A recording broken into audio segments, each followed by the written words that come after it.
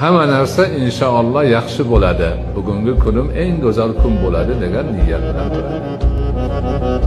Bunga dalil shuki, Rasul akram alayhisolatu vassalom fa'lul hasan, ya'niki yaxshi niyatni yoqtirar.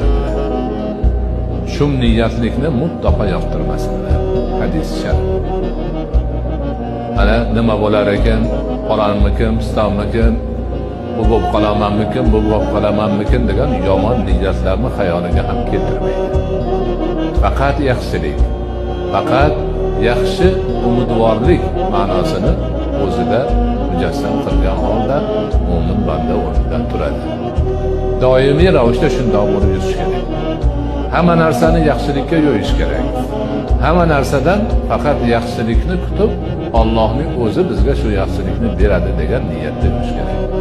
Shu niyatlik qilish, yomon narsalarni o'ylash, bu bo'lib qolarmikin, bu bo'lib qolarmikin deyish insonning ruhiyatini tushiradi, o'zini demak dadilligini yo'qotadi, hadiksiraydigan, har qadamida nima yomon niyat uni chulg'ab oladigan holat bo'ladi. Bunaqa odamning ishi mutlaqo yurishmaydi.